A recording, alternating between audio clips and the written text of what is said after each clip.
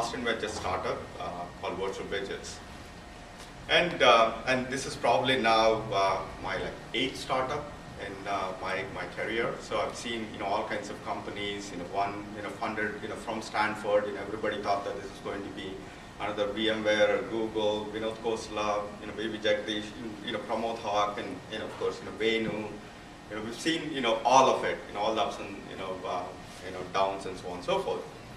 But let me actually go back in my journey.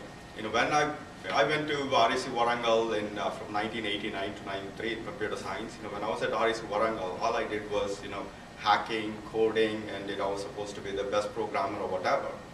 And then from there I came to University of Florida, and then again our focus was to more about getting a great GPA and doing all these algorithms and so on and so forth. We wanted to be the best computer scientists. And there was not that much of entrepreneurial awareness. I actually call myself as an entrepreneur by accident. So after graduating from University of Florida, my dream was to be either at AT&T or one of these companies that we learned through the institutions and so on and so forth. And then our focus was more about I want to be the best coder or best programmer. I want to solve the best problems and so on and so forth. And then we went into job. Interestingly enough, when I graduated out of University of Florida, I had an opportunity from Microsoft, and I had an opportunity from AT&T and Bell Labs. And Microsoft said, hey, you have to come as a software development test engineer. It's a very fancy title, but in my view, it's nothing but a QA engineer and so on and so forth. For me, being a computer scientist, going and working in some company as a QA, it was like little under our own whatever stature. But at the same time, back then we had something about Microsoft. And again, we were not an entrepreneur or the business people, right? So we were like, why would I want to work on Windows 3.1 or the PCs? And it was kind of little of our stature because we were building animations and Unix and so on and so forth. Instead, I went to AT&T Bell Labs. The name was glorious, but the moment I walked in, we realized that it's probably one of the badly run organizations. I used to probably work one day out of 2 months or so on and so forth. I was like the star of the company. But the thing is, and of course, being an immigrant, we had our own challenges of get your green card and all that kind of stuff. That kind of forced me to stay there out of all the places in Columbus, Ohio, for about 4 years. But actually, that gave me a good opportunity where AT&T, with all the management mistakes that they've done and so on and so forth, they actually messed up their relationship with every telco in the world. AT&T used to sell all these 5G switches to all the telco networks, and the switches were great, but all the management infrastructure was very bad. So they did all kinds of things to repair their relationships and salvage their relationship with all the companies like Dutch, VTT, and so on and so forth. But everything failed. So they didn't know what to do, and then they saw this fresh grad coming out of school, and this was like, hey, you're responsible for Dutch PTT, you're responsible for this stuff.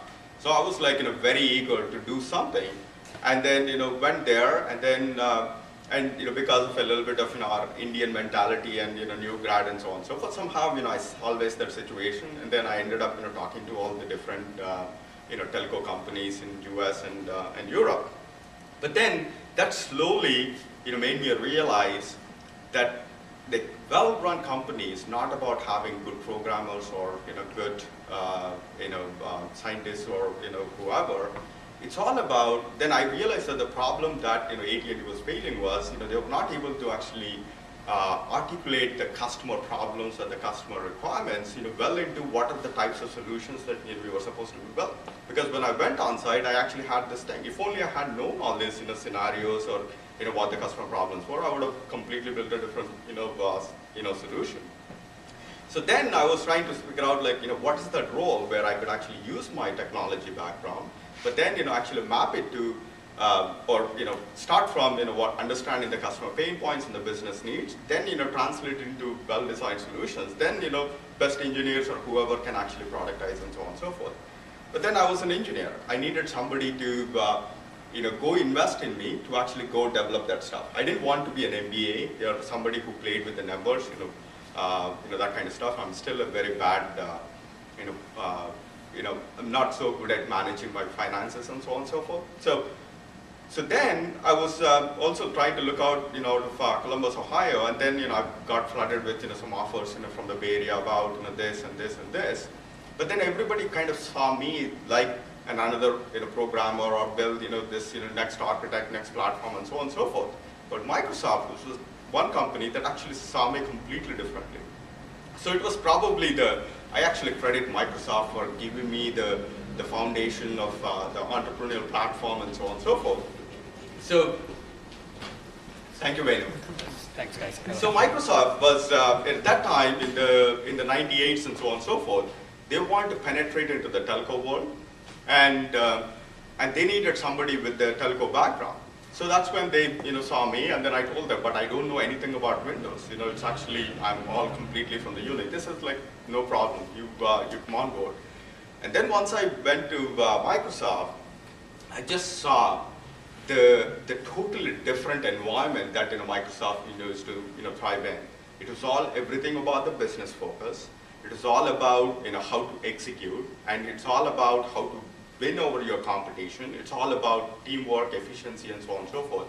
And I used to be in awe of everything, right, from Bill Gates to every executive to all the products and the technologies and so on and so forth. I probably learned so much from Microsoft rather than what I gave to Microsoft. So. But then that actually, the only qualifier was I knew some of the telco space. So I actually worked on a $600 million between Nextel and Microsoft. That was the first generation of online services on your handsets. So again, that was the great thing. We increased the revenues from 1 year from 10 billion to 20 billion. It's only Microsoft could do that, doubling your revenues at that size. But then, the antitrust, thing followed, and the 2000 was, probably the beginning of the downfall for Microsoft. I could talk about Microsoft for any number of days. But then during that time, my wife, who moved when we moved to Seattle, she took some time off and she wanted to actually look for a job, and then again, Microsoft and so on and so forth. And then she somehow ran into this company called Cashflow. So I was, when she told me about Cashflow, it's like, what? You're going to count cash, or is it, yet another .com, or whatever. So, but then it was actually something. The company was actually building the internet caching and proxy infrastructure. They were building these appliances that would essentially accelerate the internet. So I said, like, let's actually go try it. So. It's very small company. They were doing it more than what she made eventually, or so on and so forth. The thing that really amazed me was the kind of excitement that she would get, going to work every day. I mean, she would know about every customer that they would collect. Even when I was at AT&T, even though I was supposed to be a big guy, I didn't really know about all the things that were happening. Or number one, I didn't have visibility. Far less, I didn't have any influence or the control of what was happening. But in that startup environment, the thing that she was enjoying the most was the visibility that she had about all the customers, all the excitement at the company level. But not only the visibility, she was able to influence the company direction. And she was getting so much excited. At the same time, I was enjoying Microsoft, but with all the different things. Then of course, Cashflow went to IPO. It was one of the top 10 IPOs, and we were like one of those instant millionaires or whatever on paper. Then then they called me, the Cashflow guys. It's like, hey, why don't you come here? We are trying to go into a totally different direction. So then I actually joined Cashflow. And during that time, we actually learned I joined right after the IPO, but I thought I timed it really well when the market crashed and blah, blah. But then I went in there. Then during 2001, this company, Cashflow, the stock used to be at 180. After the 9/11 stuff and after the performance was busted, their stock came down to 50 cents. Okay, so the company was going through this process of totally rediscovering. At one time, I've actually seen them where they said like we are actually taking on Cisco. We are the next Cisco, and we are taking on. And then suddenly it's like, can we even survive? So then during that time, I was actually doing some stealth project about it's not about caching or the performance, you need to focus more about the security. And back then, when I was doing that, leading that vision, I was like the low profile guy. Nobody really interested in new stuff. But after the correction, whatever I was doing from a security and policy stuff, that became the new life for the company. So then the company transformed from cash flow to Blue Code to actually reflect the new security paradigm or so on and so forth. So then that became a new life for the company, but still I felt like, having both my wife and I, go and work in a new company, it's not really great. Then I was looking around, and then I got a call from a company called NIT Alumni. It's like 25 people, started by Indians. And then I went there. When I went there, I felt like this is a continuation of what I was doing at Cashflow. So in fact, I could actually take this product and I could take it to somewhere else. And then sure enough, it's probably one of the greatest successes that I had in my career, where from 25 people when I joined, the revenue was about $100,000 a quarter per product, and then I knew exactly where we were going to go and how we actually took it there. 3 years later, we were doing close to $50 million a quarter, and we were eventually acquired by Juniper for about $400 million. So that was, I still, during that process, I used to go to all the financial institutions everywhere. Everybody would know me as, NIT Srini or, whatever. So from that point onwards, what I had accomplished at Cashflow and NIT, and then I was like riding on so much high. I basically figured out that I could walk into any environment, any type of situation, and then I figured out the perfect sauce for how to build a successful startup. And then, but what I didn't realize back then was, like what Venu was saying, for any successful startup, and even forgetting the monetary aspect, for any successful company, there are so many things that have to be lined up. Plus, there is something that you cannot control, which is the luck or the chances that happen. It just so happened that I had like 2 of my first startups that became big successes. So then I was taking everything for granted. So then, so I quit Juniper to start my own company, and I had some rough ideas, but I was riding so much on, riding high so much on confidence. I felt that if I didn't start my own company, it was an opportunity cost for me. Just simply enough, when I left, I left more than $1 million and a half dollars in my account. But I felt like the opportunity cost of not doing something is actually far greater. So then I started writing business plans and so on and so forth, and that gave reason to some different ideas. When I was writing business plans, one, my PC crashed. Then that actually gave me into a new idea of hey, I need to build this next generation PC, and I was writing business plans for that, but I didn't know how to converge all these different things. Then I met one of the CEOs, a company called FaceTime. That Apple FaceTime is actually, the name is licensed from the company that I worked at. And I went in there, and it was one of those restarts, and it actually gave me a way to play more like a visionary. It was actually a failing startup, restart, and they burned 35 million, or it's actually 35 million the second restart. And then I went in there and came up with a new vision. It was, board really loved it. And then we tried doing all that stuff to a point where Cisco basically said, I'm going to buy you for close to $200 million. But the new vision, then everybody got carried away. It's like, hey, why $200 million? Let's actually go for an IPO. Then I was like, dude, you're making a wrong mistake here. We actually rebuilt the whole valuation. We didn't want to do it. But all that thing aside, during that process, after spending about 3 years there, then I used to get calls from everybody, things like, BB Jagdish, I don't know how many you guys know, Pramod Hawk at NVP, they had one startup. But during that process, I also got a call from, kind of Vinod Khosla's office. This is the Stanford, based company, where they were also trying to build that next generation PC company. And then whatever I was doing in terms of my business plan, about what I thought of what the next generation PC should be, it kind of matched really well.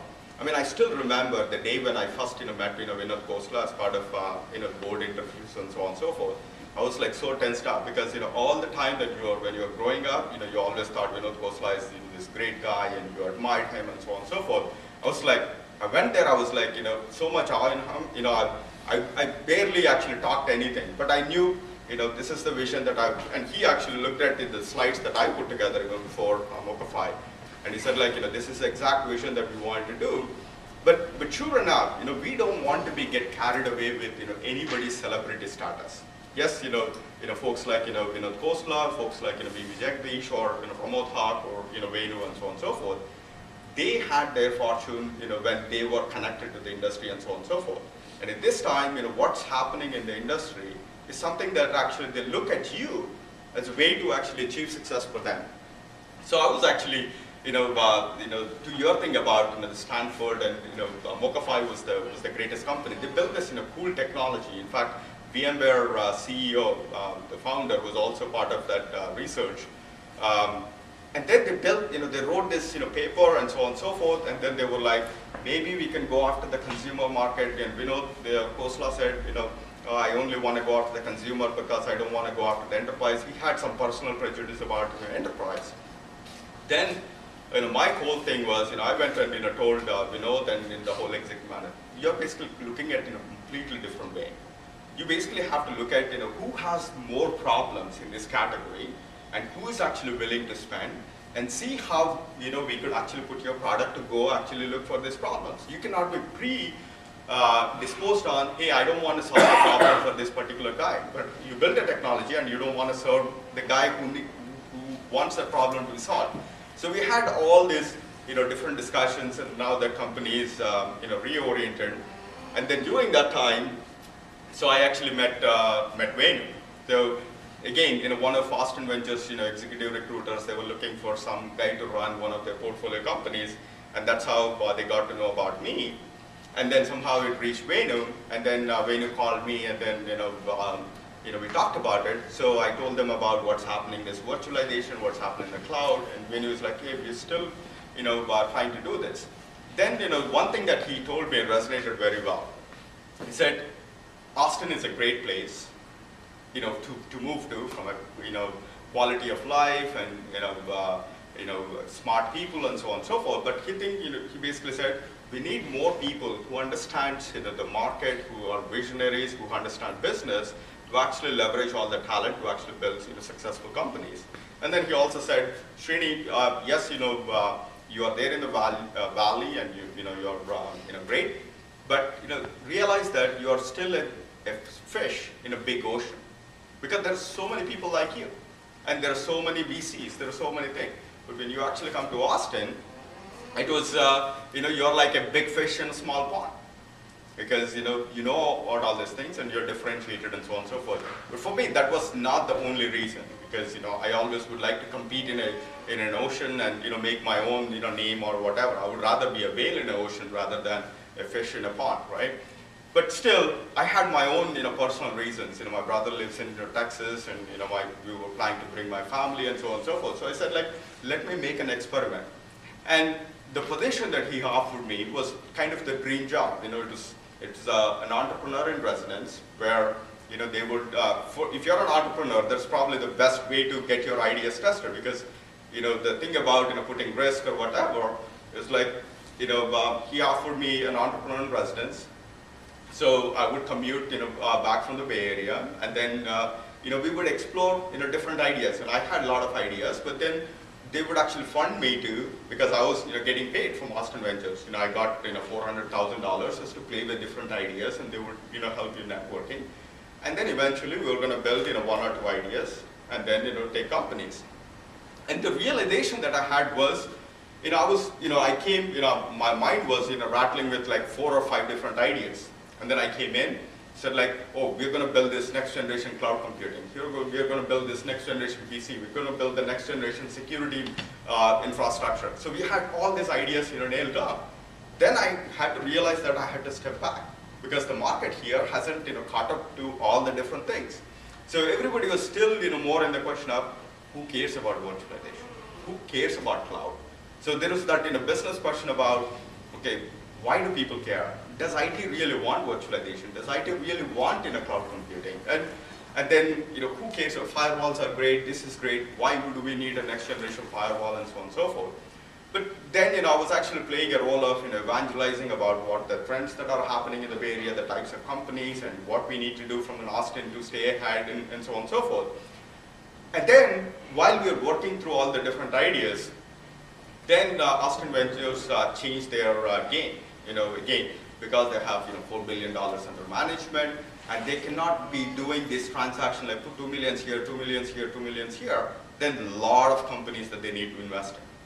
So they were instead, focusing on like, how can I put my money to work? So they started investing in 100 million on a shipping logistics company. Okay, I don't know anything about that. And then they started investing in a company of, 50 to 100 million dollars. So the companies that would go buy companies. So again, there was no consequence. So they would go buy some other companies, and then they would, do that kind of stuff. And they said, with respect to the venture capital, they said like, we would do it close to zero. Then I was like, what the heck, why did I come to Austin? I would rather want to move back to the Bay Area. So then I was trying to get, the Bay Area VCs to actually fund, one of my ideas. And Venu was, full supportive of that. So then I was going back to all the VCs, and everybody was like, yeah, this is exciting, this is exciting. But then, why do you want to be in Austin? Because at the end of the day, if you're a Bay Area VC, it's actually extremely problematic for them to invest in a company because they're not close and they don't, they have to travel and so on and so forth. It doesn't mean that they're not investing. They want to be rather a co-investor rather than, leading an investment through. So then I was like, very not sure. The thing that actually kept me down here is my family really loves Austin. My kids love Austin. The schools are so great, and the quality of life is so great. And the other thing is, as part of my move, Venu also put my wife, who used to be, at Blue Coat, in one of his, top portfolio companies, Life Size, and again that got acquired by Life Size. So she has a much more of a golden hand than I do. My success rate is, 2 or 3 out of 8, whereas her success rate is 2 out of 2. She only did 2 startups and did that stuff. And again, we are not hopefully in a competition with my wife, right? So is she from NIT too? No. She is OU. That's a different thing. The thing was, when my family was liking Austin so much, the kids and my wife, and we have we have a beautiful house. Not that I didn't have a beautiful house in Cupertino. It's still great, but it's a much better stuff. So then I was like, let's actually make this system work, in Austin.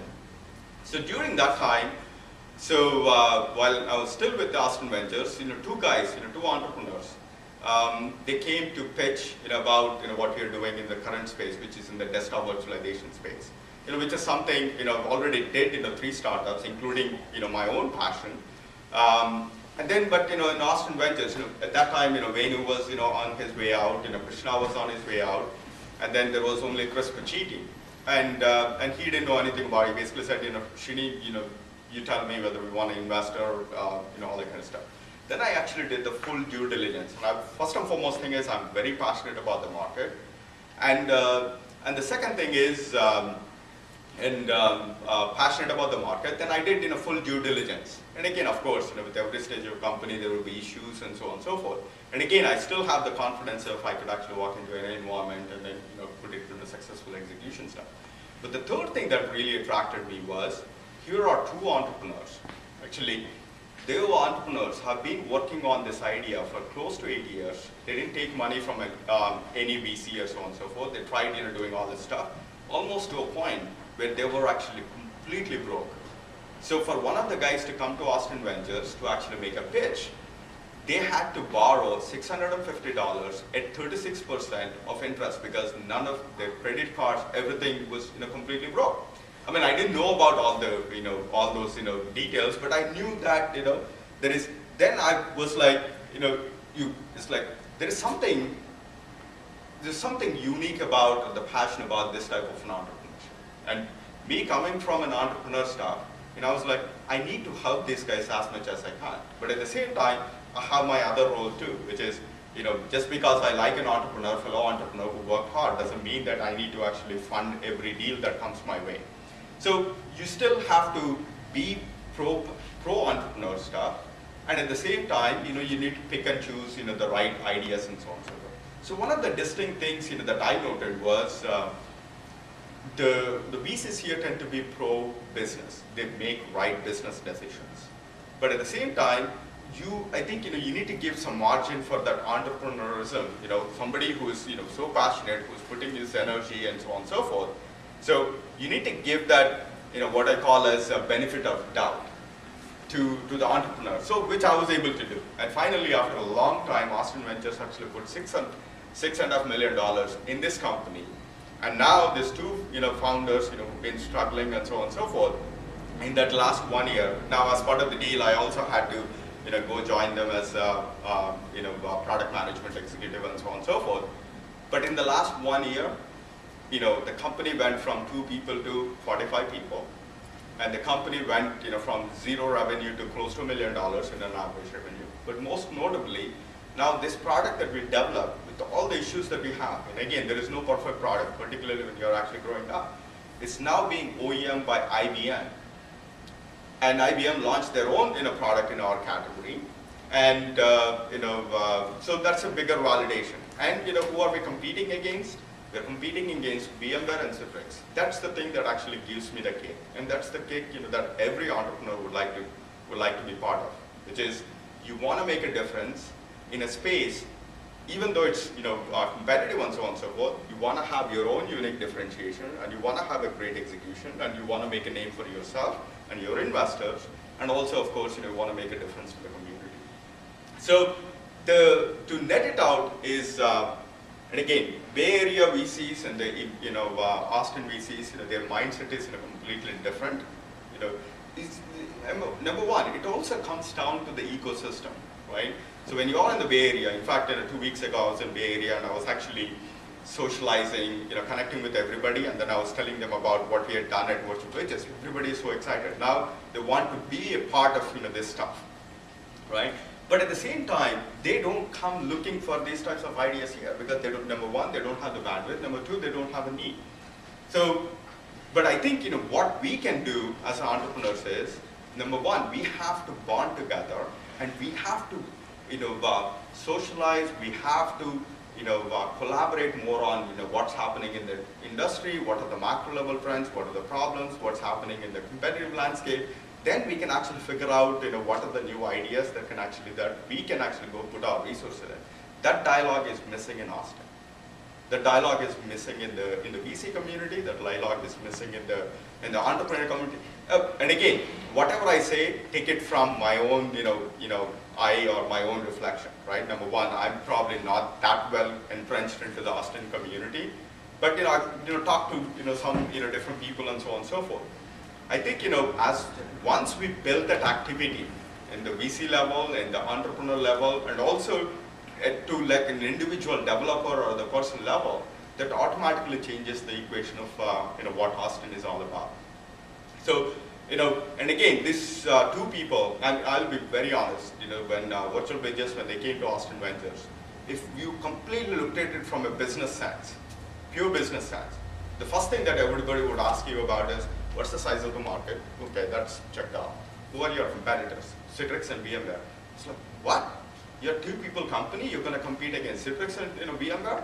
It's like, okay, put it in a different part, right? So the thing is, it actually takes a different angle or appreciation to actually go pick these companies and go invest.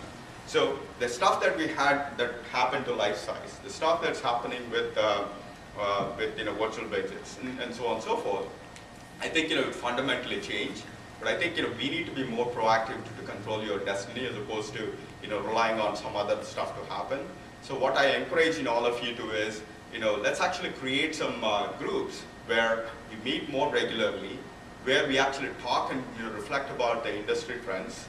So industry trends, the competitive trends, and that dialogue automatically forces us into hey, what are the problems to be solved? How can we work together?